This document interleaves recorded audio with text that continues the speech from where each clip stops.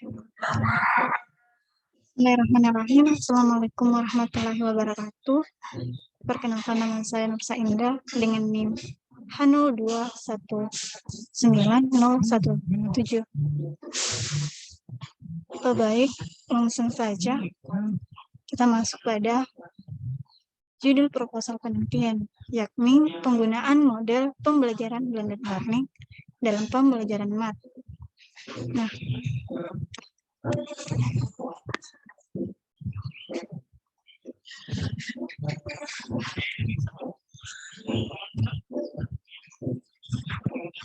kita masuk pada daftar isi proposal. Nah, di daftar isi proposal ini ada bab 1, yakni di bab 1 ini ada latar belakang, identifikasi masalah, batasan masalah, dan rumusan masalah, tujuan penelitian, dan manfaat penelitian. Di bab kedua ini juga ada kajian pustaka, kerangka berpikir, dan hipotesis. Di bab 3 ada jenis dan desain penelitian, waktu dan tempat penelitian, populasi dan sampel, definisi operasional variabel, prosedur penelitian, instrumen penelitian, dan teknik analisis data. Kita masuk pada bagian pendahuluan. Nah, di sini berdasarkan dari pengamatan, saya mengambil judul, yakni penggunaan model pembelajaran blended learning dalam pembelajaran MAT untuk memberikan fleksibilitas bagaimana siswa belajar, meningkatkan partisipasi serta keterlibatan siswa dengan bahan pembelajaran siswa dan konten belajar 2 kali lebih banyak dalam jumlah waktu yang sama dengan proses blended learning dibandingkan dengan siswa yang berhadapan langsung atau tatap muka. Tanpa menumbuhkan beban kerja yang sangat tinggi, model pembelajaran blended learning adalah penggabungan dari pembelajaran tatap muka dan pembelajaran virtual.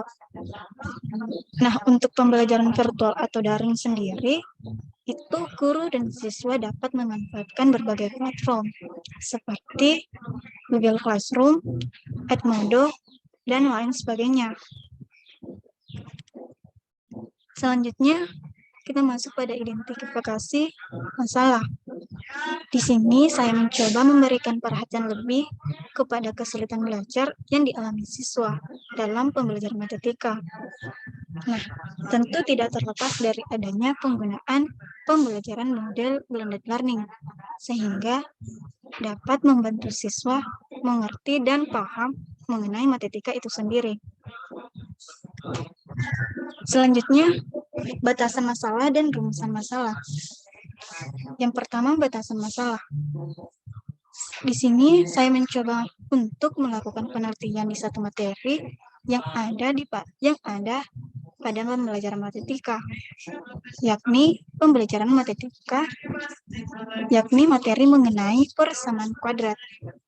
Nah, adapun batasan masalah yang ditentukan itu, saya sendiri menggunakan model pembelajaran blended learning dalam prosesnya. Yang kedua, rumusan masalah. Dan di rumusan masalah ini ada 2, yakni yang pertama, bagaimana pengaruh penggunaan model pembelajaran blended learning dalam pembelajaran MAT. Yang kedua, dapatkah blended learning mengatasi kesulitan yang dihadapi siswa dalam pembelajaran MAT? Selanjutnya, tujuan penelitian. Di tujuan penelitian ini dapat mengetahui sampai di mana kesulitan siswa dalam belajar matematika dengan menggunakan model pembelajaran blended learning dalam pembelajaran MAT. Selanjutnya ada manfaat penelitian. Nah, manfaat penelitian ini, saya berharap semoga penelitian ini dapat mendukung pemahaman siswa dalam meningkatkan kemampuannya dalam materi persamaan kuadrat. Tentunya dengan mengandalkan model pembelajaran blended learning. Nah, selanjutnya kita masuk pada kajian pustaka. Di kajian pustaka ini, yang pertama belajar. Nah, belajar merupakan serangkaian kegiatan jiwa raga untuk memperoleh suatu pemahaman tingkah laku sebagai hasil dari pengalaman individu dalam interaksi dengan lingkungannya yang menyangkut kognitif, efektif, dan psikomotor. Dan di kajian pustaka yang kedua ada belajar matematika. Nah, belajar matematika merupakan belajar tentang konsep-konsep dan struktur-struktur abstrak yang terdapat dalam matematika, di mana dalam mempelajari proses pembelajaran haruslah secara bertahap, berurutan, dan berkesinambungan. Dan yang ketiga ada materi mengenai persamaan kuadrat. Nah, persamaan kuadrat ini merupakan suatu persamaan yang pangkat tertinggi dari variabelnya itu adalah 2. Dan yang terakhir ada blended learning. Blended learning ini merupakan proses mempersatukan beragam metode belajar yang dapat dicapai dengan menggabungkan sumber-sumber virtual dan fisik. Selanjutnya kita masuk pada kerangka pikir. Nah, kerangka pikir yang tertera ini tentu dalam penelitian untuk mengajarkan materi persamaan kuadrat pembelajaran matematika, saya menggunakan blended learning dan menggunakan pra-eksperimen sebagai metodologi penelitian. Yang dalam metode ini ada langkah-langkah yang akan saya lakukan. Dan tentu yang pertama adalah saya memberikan pretest kepada siswa, dan tujuan dari post-test itu untuk mengetahui bagaimana hasil belajar siswa setelah blended learning diterapkan. Dan kedua, saya akan memberikan perlakuan. Selanjutnya, kita masuk pada hipotesis. Nah, hipotesis ini ada 2. Yang pertama, hipotesis nolnya, yakni tidak ada pengaruh penggunaan model pembelajaran blended learning dalam pembelajaran mat. Dan hipotesis alternatifnya, yakni ada pengaruh penggunaan model pembelajaran blended learning dalam pembelajaran mat. Dan hipotesis yang kedua, ada hipotesis nolnya, yakni blended learning tidak dapat mengatasi kesulitan yang dihadapi siswa dalam pembelajaran mat. Dan hipotesis alternatifnya ada, yakni blended learning dapat mengatasi kesulitan yang dihadapi siswa dalam pembelajaran mat. Selanjutnya kita masuk pada metode penelitian. Nah, yang pertama, jenis dan desain. Nah, jenis dan desainnya ini dalam penelitian saya menggunakan metode kuantitatif dengan menggunakan one group, pretest, post-test, pra-experimental design. Dan yang kedua ada prosedur. Nah, di prosedur ini ada pretestnya.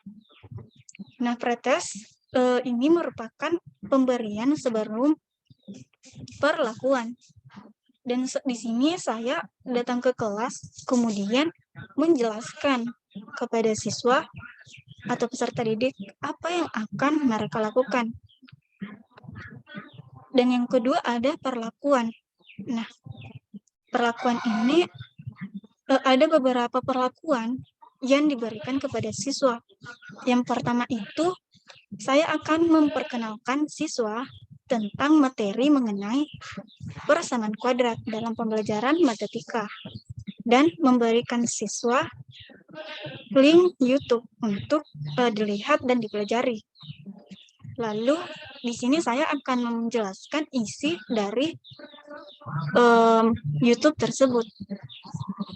Dan kedua, guru bertanya kepada siswa tentang materi persamaan kuadrat yang tidak mereka ketahui sebelumnya.